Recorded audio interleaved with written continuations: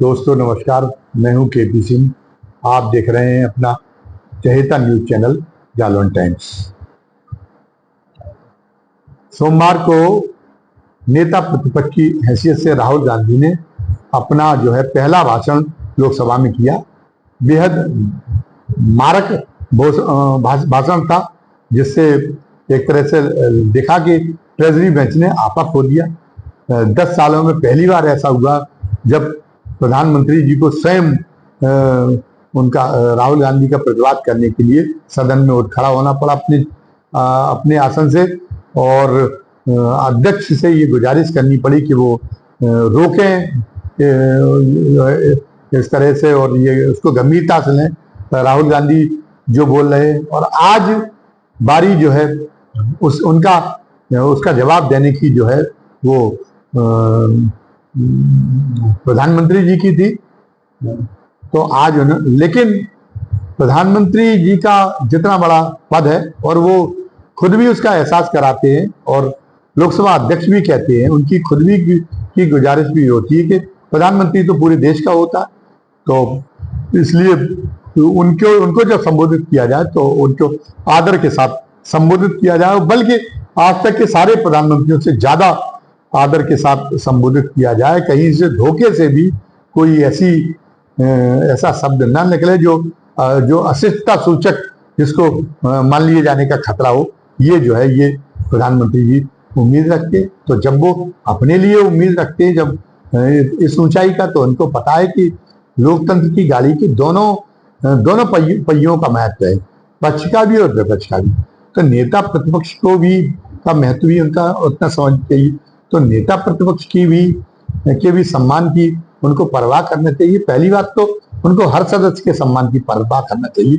अन्य सदस्य अगर धृष्टता कर भी जाए तो उनका महाजन, एक कहावत है नहीं कि जो बड़े लोग जिस रास्ते पे चलते हैं, छोटे लोग भी इसका अनुकरण करते हैं। तो अब जब चूंकि देश के सर्वोच्च नेता समय आप हैं, तो आप के आचरण से फिर दूसरे लोग भी इसका करने लगेंगे। अगर कुछ गुस्ताखियां करते भी होंगे तो कम से कम आपको तो आपा नहीं खोना चाहिए। आपको एक तो व्यक्तिगत प्रहार नहीं करने चाहिए किसी पर। आप तो कम से कम एक अपने लिए एक आचार संहिता एक निर्धारित करें, क्योंकि आपको अपनी बड़प्पन का निर्वाह करना है, और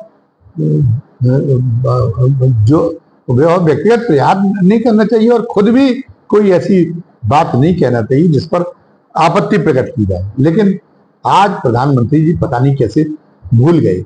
वो चाहते तो हम लोग तो अनुमान ये कर रहे थे कि प्रधानमंत्री जी ने सारे बिंदु जो नेता प्रतिपक्ष ने कल गिनाए उन सबको नोट किया होगा, और कल उनका सिलसिलेवार, और वो इतना सलीके के साथ में इतना जवाब देंगे, और इतना अकाट्य जवाब देंगे कि वो नेता प्रतिपक्ष की बोलती बंद करा देंगे। लेकिन आज तो वो बहुत ओछेपन पर उतर आए। बजाय उन्होंने मुद्दों पर अपने कंसंट्रेट करने का, उन्होंने वो जो एक तरह से ये था कि नेता प्रतिपक्ष के व्यक्तिगत मूल्यांकन को कितना गिराया जा सके, कितना उनका व्यक्तिगत रूप से मनोबल गिराया जा सके, और उसके लिए कैसे भी भाषा का इस्तेमाल किया जा सके, भले ही वो असंसदीय शब्दों की परिधि को छीती हो, उसमें भी वो गुरेज करने को तैयार नहीं थी। अब ये बाल बुद्धि ये आपको नेता प्रतिपक्ष के लिए कहना चाहिए कि वो बाल बुद्धि का आप कहना क्या चाहते कि नहीं, हम उनको गंभीरता से नहीं लेते, उनका कोई महत्व नहीं, उनका कोई मूल्य नहीं। तो फिर इसका मतलब आप तो पहली बार प्रधानमंत्री बनने थे, तभी अपने एक अजीब टाइप का वो दिया था, अपना संकल्प जताया था कि हम कांग्रेस मुक्त भारत चाहते हैं, क्योंकि कांग्रेस में एक ही राष्ट्रीय पार्टी है जो भारतीय जनता पार्टी के मुकाबले खड़ी है। कांग्रेस मुक्त हो जाएगी तो प्रतिपक्ष विहीन हो जाएगा। तो आप लोकतंत्र के प्रति आपके अच्छे इरादे तो जाहिर करता नहीं है। और कैसे होगी कांग्रेस मुक्त भारत? तमाम अन्य सारी कुछ चक्रों के साथ साथ में आप जो कांग्रेस का जो नया नेतृत्व है, उस नया नेतृत्व को ये साबित कर दिया जाए कि वो बहुत भौंदू नया नेतृत्व है, वो व्यक्तिगत रूप से बहुत ही नगण्य नेतृत्व है, बहुत ही जो है नादान नेतृत्व है, इस ढंग का उसके व्यक्तिगत चरित्र का कितना कितना कितना उसको उसकी पर्सनालिटी को कितना कमतर किया जाए, ये तो जो है एक जो राष्ट्रीय राजनीति में जो इतना बड़ा पद है उसकी उसकी उसके अनुरूप नहीं है, उसकी नीति के अनुरूप नहीं जो आप ये, और अभी भी आप उसी सिलसिले को जारी रखे हुए हैं। आपने कहा कि नेता प्रतिपक्ष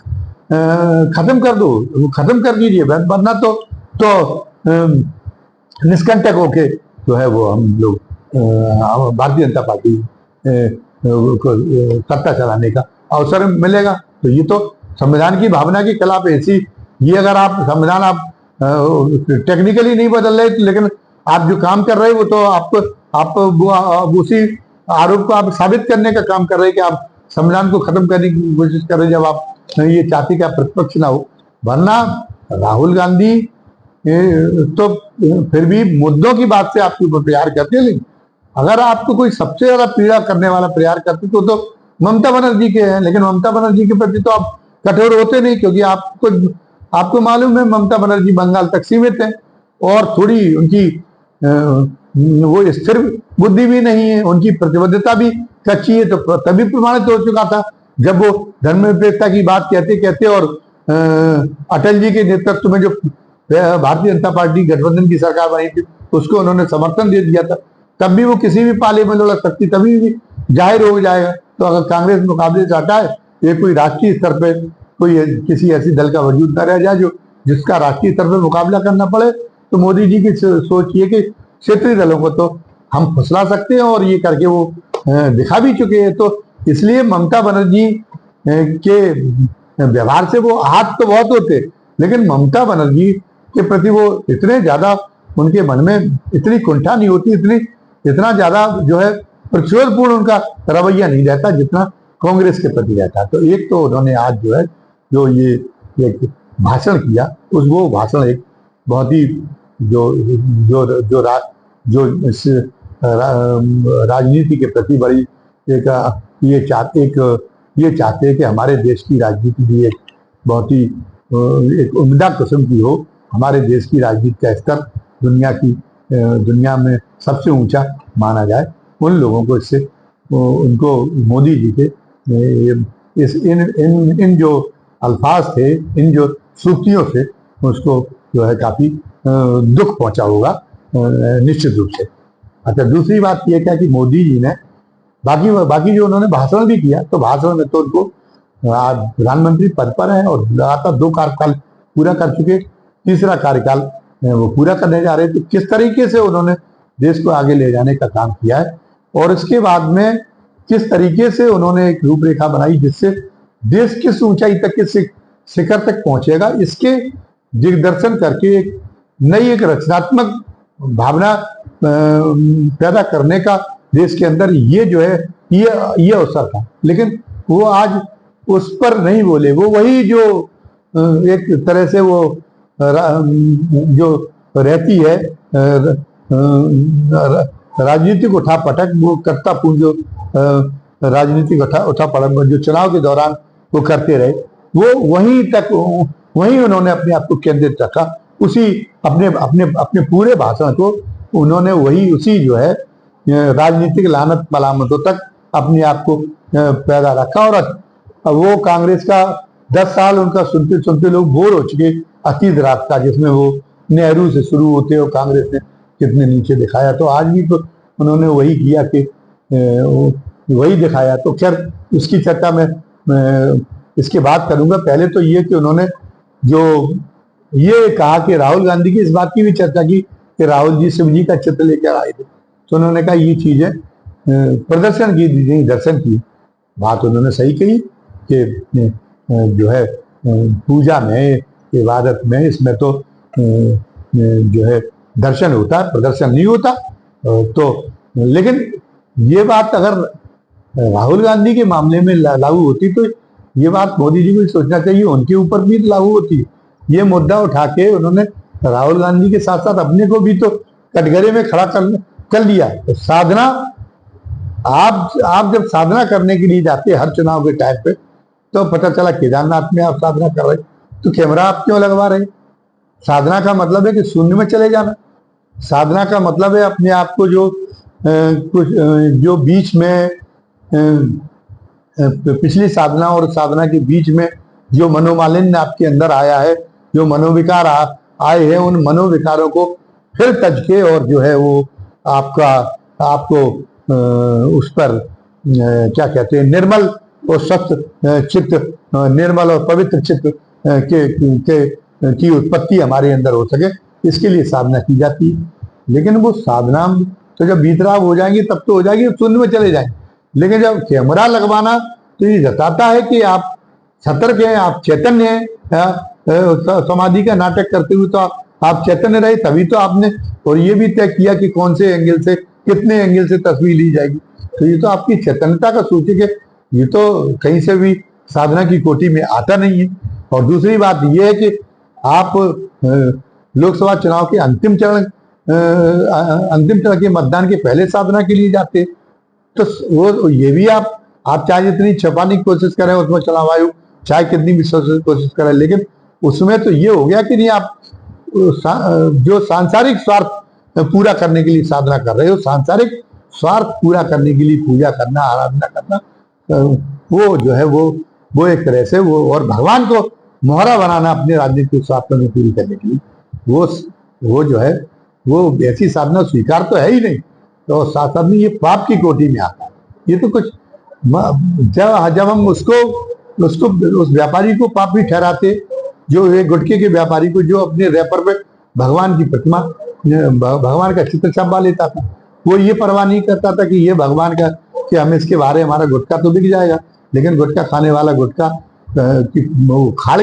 फाड़ के उस पाउच को, और गुटखा अपना भीतर कर लेगा और उसके बाद पाउच फेंक देगा। वो पाउच नालियों में बह रहा होगा, वो पाउच लोगों के पैरों तले रौंदा जा रहा होगा, जिसमें भगवान की प्रतिमा बनी होगी। तो जितना अनर्थ वो करता है और उसके अनर्थ को फिर रोका गया इस बात को, तो आप उतना अनर्थ भले ही ना कर रहे हो, लेकिन आपका काम और उसके काम में कहीं ना कोई समानता है, कहीं ना कहीं एक अंश उसी पाप का आपके काम में भी है कि आप जो है आप एक सांसारिक, वो भी एक सांसारिक स्वार्थ पूरा करने के लिए, वो भी मुनाफे के लिए कर रहा, वो पैसे के मुनाफे के लिए कर रहा, राजनीतिक मुनाफे के लिए ये जंगी नौटंकी करके साधना में चुनाव प्रचार के पहले चले जाना और फिर उसका लगातार प्रदर्शन कराना। आप भी तो हर क्रिया का, आप गंगा में डुबकी लगाएंगे तब भी मतलब उसकी कैमरे लगवा के लिए कैमरे आएंगे, और वो भी सरकारी कैमरे आते तो आपकी पोल खुल जाती। प्राइवेट कैमरे आए तब तो आप ये भी कह सकते हो कि भाई अब हम उन चैनलों का क्या कर लें। तो वो जो है वो ये आपको इस बात में अपने गिरेबान में झांके देना चाहिए, आत्मंथन करना चाहिए कि आप ये क्या कर रहे हैं। आप जो है आप अपने आप को आपका मन ये चाहता है कि आप कुछ पुण्य करें, लेकिन ये तो आप अनजाने में उल्टा किए ले रहे। तो इस मुद्दे की पहले चर्चा कर लेना चाहते थे कि वो राहुल गांधी का को उन्होंने इस आधार पे कटघरे में खड़ा किया, तो लेकिन राहुल गांधी के साथ साथ खुद भी कटघरे में खड़े हुए। फिर उन्होंने उससे वो बहुत तिलमिलाई हुए थे, जो उनको जो है लगातार बेनकाब उनकी जो वंचितों को के उत्थान की, वंचितों को जो है वंचितों को ऊंचा उठाना, वंचितों को अधिकार संपन्न बनाने के लिए जो इनको लगातार विपक्ष घेर रहा है, तो उसमें विपक्ष को के ऊपर घेरा जकड़ते हुए वो चक्रव्यूह, उसी मुद्दे का चक्रव्यूह बना के विपक्ष को जकड़ने की कोशिश करते हुए आज उन्होंने वो मुद्दे उठाए कि कांग्रेस ने तो बाबा साहब अम्बेडकर की बड़ी बेइज्जती की। अब आप ये एक बात साफ सोचिए कि कांग्रेस ने, आप ये बात कहना चाहते हैं कि वो अनुसूचित जाति के नेता थे इसलिए की। अगर कांग्रेस ने अगर अनुसूचित जाति के नेता के नाते की होती, तो अब आप एक बताइए कि अयोध्या से जीते अवधेश प्रसाद समाजवादी पार्टी के, और इंडिया गठबंधन उनको डिप्टी स्पीकर का पद देने जा रही है, तो आप क्यों सहमत नहीं? अगर पूरी दलितों के लिए आपकी प्रतिबद्धता की परीक्षा केवल एक व्यक्ति से अगर होनी है, तो आप भी तो फिर बात दें कि भले वो आपकी प्रतिद्वंदी दल का हो, प्रतिद्वंदी गठबंधन का उम्मीदवार हो, मैं अवधेश प्रसाद, लेकिन फिर आपको अवधेश प्रसाद की करना चाहिए। जब बाबा साहब अम्बेडकर की पॉलिटिकल लाइन अलग थी, राजनीतिक पार्टी अलग थी, कांग्रेस की प्रतिद्वंदी पार्टी थी, तो वो बाबा साहब के उस प्रतिद्वंदता के सामने, उस प्रतिद्वंदता के रहते हुए एक स्वाभाविक था कि वो कहीं ना कहीं बाबा साहब को पीछे छोड़ने की कोशिश करती। इसमें कोई ऐसी बात तो थी नहीं है। ये तो आप भी अभी भी आप भी कर रहे हो। अभी तो कांग्रेस ने कहा कि सुरेश प्रभु को आपने इसलिए नहीं बनने दिया, वो 8वीं बार के सांसद थे क्योंकि वो दलित थे। तो आपने तो ये नहीं माना कि नहीं मैं दलित विरोधी, आपने कहा कि वो कांग्रेस के थे और या अन्य दूसरे तर्क दिए, लेकिन आपने ये नहीं माना। इससे आप इस बात को स्वीकार नहीं करेंगे, कभी इस बात को दोबारा नहीं करेंगे कि इस आधार पर आपको ठहरा जाए कि आपने सुरेश प्रभु को नहीं बनने दिया इसलिए आप दलित विरोधी है। तो अब आप जब अम्बेडकर प्रतिद्वंदी पार्टी के थे तो स्वाभाविक था कि वो अम्बेडकर को पीछे छोड़ने की कोशिश करते और अम्बेडकर उनको पीछे छोड़ने की कोशिश करते। लेकिन इसके बावजूद भी वो बाबा साहब के उसको महत्व को कांग्रेस ने स्वीकारा। इसके बावजूद भी ये है कि ये सब कुछ रहते हुए, वरना बाबा साहब पाकिस्तान वो जो मुस्लिम लीग के सहयोग से संविधान सभा में पहले चुने गए थे संविधान सभा की, लेकिन जब पाकिस्तान अलग हो गया और इसलिए बाबा साहब की संविधान सभा की सदस्यता समाप्त हो गई, तो कांग्रेस के नेताओं ने प्रयास पूर्वक उनको संविधान सभा में लाए और संविधान लिखने का दायित्व सौंपा। और यही नहीं कि नेहरू जी ने उनको अपनी मंत्रिमंडल का में विधि मंत्री जैसा महत्वपूर्ण पद सौंपा। और नेहरू जी और उनमें तो एक तरह से वैचारिक सहमति हो जाती थी, लेकिन जिस वजह से उनको इस्तीफा देना पड़ा वो जो है बाबा साहब को, वो नेहरू जी की वजह से नहीं देना पड़ा। इतिहास गवाह है कि वो इस्तीफा उन लोगों की वजह से देना पड़ा जो जिनके बारे में आज जिनकी आलोचना करने का साहस मोदी जी में को हो नहीं सकता, क्योंकि वो उस लाइन को जो रूढ़िवादी हिंदुत्व की धारा है उसको मजबूत करने वाले कांग्रेस के वो लोग थे, इसलिए आप उसकी आलोचना नहीं करते। अब कांग्रेस ने कहा कि आपने उनके न रह जाने के बाद कांग्रेस को दलितों से उनकी जो भावनाएं जब से जुड़ी हुई थी भारत रत्न देना चाहिए था, नहीं दी। तो ये तो राहुल गांधी कह चुकी बात इसलिए खत्म हो गई कि हमारी पार्टी से भी गलतियां हुई है, सामाजिक न्याय के मामले में गलतियां हुई, लेकिन कोई दुराग्रह था दलितों के प्रति, ये इसलिए स्वीकार नहीं किया जा सकता कि अगर दुराग्रह होता तो वो जो है जगजीवन राम तो नंबर 2 की हैसियत में इंदिरा गांधी ने रखा था नहीं उनको मंत्रिमंडल पे। और जहां तक बाबा साहब का बात है कि बाबा साहब का कि भारत रत्न के आधार पे अगर आप इस बात का मूल्यांकन करते कांग्रेस ने नहीं दिया, इसका मतलब वो दलितों के प्रति उसकी भावनाएं अच्छी नहीं थी। तो फिर एक बार बताइए कि बाबा साहब को भारत रत्न तो बीपी सिंह ने दिया और मंडल आयोग की रिपोर्ट भी लागू की। तो अगर इतने बड़े हिजगरे हैं सामाजिक वंचितों के, तो फिर आप जो है जिस तरीके से उनको घोषित कर रखा बीपी सिंह को सबसे बड़ा खलनायक उन लोगों ने, सामाजिक कट्टरवादियों ने जो सामाजिक न्याय की विरोधी है। तो अगर आप सामाजिक न्याय के हिजगरे हैं तो आप जब नेहरू जी की जयंती पर ट्वीट कर सकते हैं, आप इतने बड़े ट्वीट भी रहे, ट्वीट करना आपका इतना बड़ा सगल है, तो आपने जो है बीपी सिंह को की जयंती पर जो अभी 25 जून को गुजरी उनको श्रद्धांजलि करने की जरूरत क्यों, की हिम्मत क्यों नहीं दिखती? क्योंकि बीपी सिंह को वो लोग जो सामाजिक न्याय को नहीं होने देना चाहते, वो लोगों ने बीपी सिंह को अपराधी घोषित कर रखा और आप उन सामाजिक न्याय के लोगों के आशीर्वाद के इच्छुक रहते, इसलिए आपकी हिम्मत नहीं है।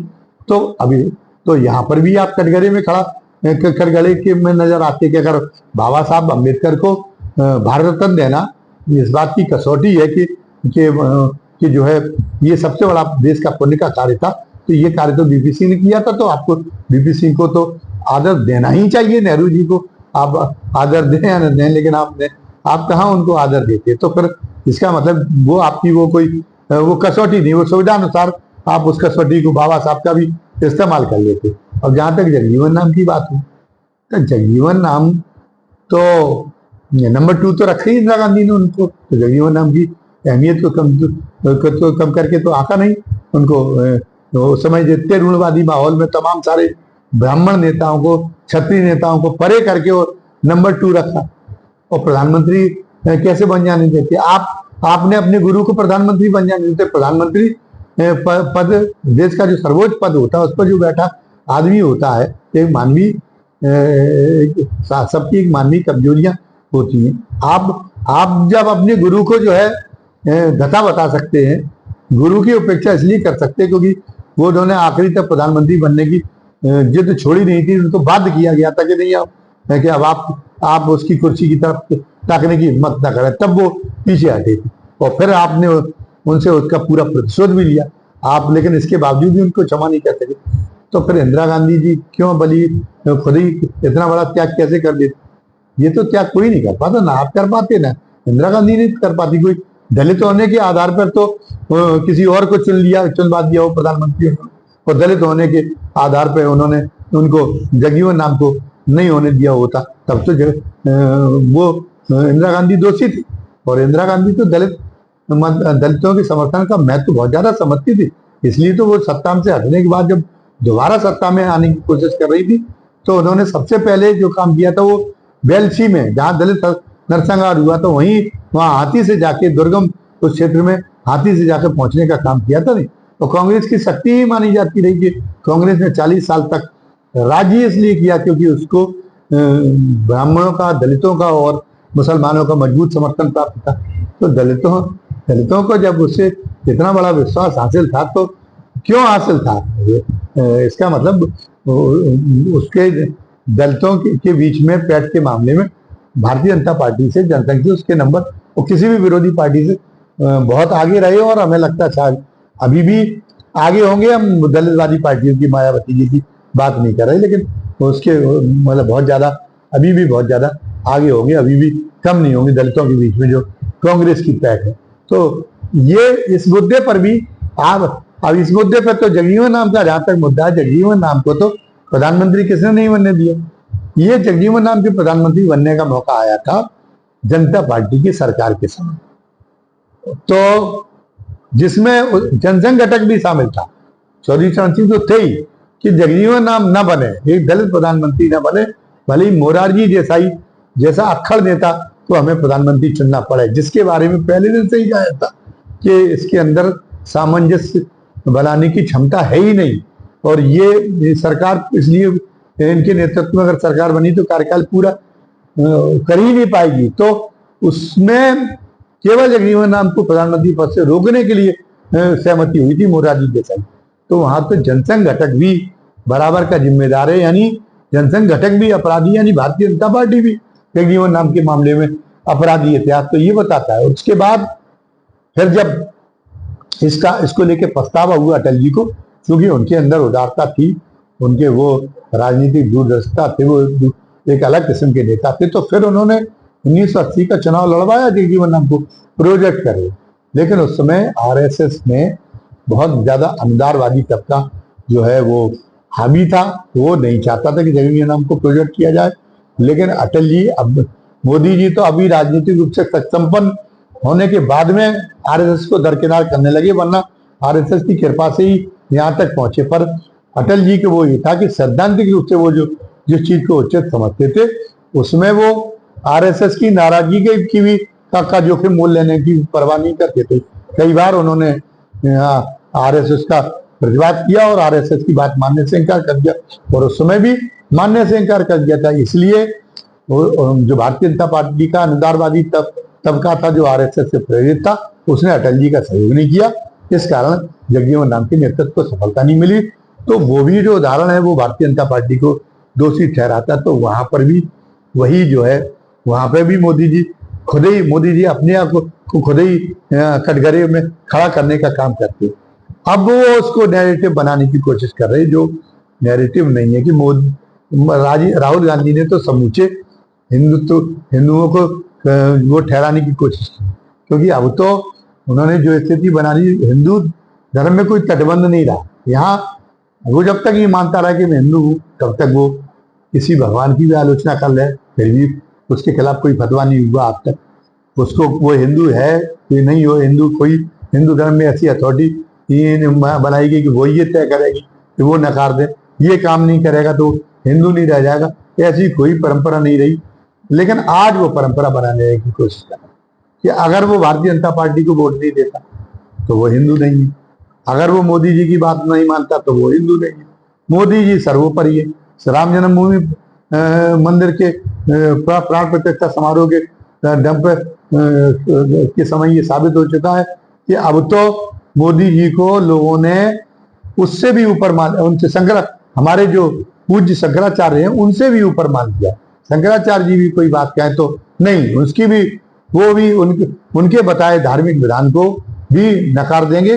मोदी जी का सब भी जो अब धार्मिक विधान मोदी जी तय करेंगे। तो और भारतीय जनता मोदी जी इसके बाद में मोदी जी नहीं रह जाएंगे तो हमें लगता है फिर भारतीय जनता पार्टी का कोई और नेता तय करेगा। इसलिए भारतीय जनता पार्टी अगर घोषित कर दी है कि अयोध्या में अगर हमारे सांसद को हरा दिया गया होगा तो वहां के लोग हिंदू नहीं है तो नहीं है हिंदू। कांग्रेस में जो लोग हैं वो हिंदू नहीं है तो वो नहीं है हिंदू। अब इसी तरह की जो इस प्रवृत्ति का विरोध जो हिंदू धर्म नहीं है, जिसमें कोई अधिकार नहीं है, ये टोटल भारतीय जनता पार्टी की पूरी तरह से अनधिकार चेष्टा है। उसके तटबंध हिंदू धर्म को में बनाने की कोशिश की जा रही, एक स्वयंभू एक ऐसी अथॉरिटी सर्जित करने की कोशिश की जा रही कि वो हिंदू है, वो हिंदू नहीं है। इस पर उन्होंने उंगली उठाई। कांग्रेस के लोग, कांग्रेस में भी जो लोग हैं वो कम धर्मनिरपेक्ष हिंदू नहीं है, बल्कि धर्मनिष्ठ हिंदू होने की जो है वो ज्यादा अत्यंत धर्मनिरपेक्ष हिंदुओं का बाहुल्य कांग्रेस में। लेकिन उन्हें ये पता है कि राजनीति अलग चीज है और धर्म अलग चीज है। उन्हें ये पता है कि हमारी पार्टी, जिस दिन ये पार्टी उनकी पार्टी या उनका कोई नेता कह दे कि आप हिंदू धर्म में से और कांग्रेस पार्टी में से एक चुन लें, उस दिन वो हिंदू धर्म को चुनना पसंद करेंगे। लेकिन उन्हें पता है कि हमारा कोई नेता की न तो ऐसी मंशा है न वो ऐसा कह सकता है, और बल्कि उसका झुकाव पूरी कांग्रेस का इतिहास इतिहास बताता है कि भले ही उसे मुसलमानों का समर्थन मिलता रहा हो, लेकिन उसका निर्णायक मौके पर उसका झुकाव हिंदू पक्ष की ओर रहा है।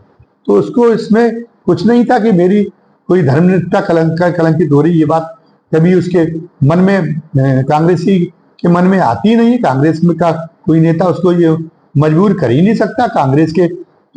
कांग्रेस में भी वही हिंदू है जिन्होंने, जो भारतीय जनता पार्टी में हिंदू है, जो किसी भी लोभ लालच में, किसी भी दबाव में धर्म बदलने को तैयार नहीं होते। अगर हिंदुओं की नस्ल ऐसी होती तो इतना लंबे समय तक इस्लामिक शासन चला तो आज तक एक भी हिंदू नहीं रह जाता, सबके सब अपना धर्म परिवर्तन करा चुके होते। लेकिन हिंदू आसानी से सिर कटा के भी आसानी से जो है अपने धर्म से द्रोह करने के लिए तैयार नहीं हो सकता, राजी नहीं हो सकता। तो वो न तो कांग्रेस में न तो राजनीतिक फायदे के लिए वो ऐसा कर सकता है, और न अगर कांग्रेस की अगर चरित्र अगर ऐसा हो तो उसमें ऐसा कर सकता। इसलिए ये बात सिरे से गलत है, सिरे से खारिज। लेकिन इस ढंग के प्रपंच करने का खामियाजा कर्नाटक विधानसभा चुनाव में भोग चुकी का बीजेपी, फिर भी उसको समझ में नहीं आता। वहां कांग्रेस ने कहा था कि हम बजरंग दल की गतिविधियां ठीक नहीं है, इसलिए हम जो है उस पर अगर सत्ता में आ गए तो उस पर प्रतिबंध लगाए। भारतीय जनता पार्टी ने विचारित कर दिया कि वो खुद मोदी जी भी वहां भाषण करने गए कि ये तो बजरंग बली पर प्रतिबंध लगाने वाले, हमारे आराध्य पर प्रतिबंध लगाने वाले।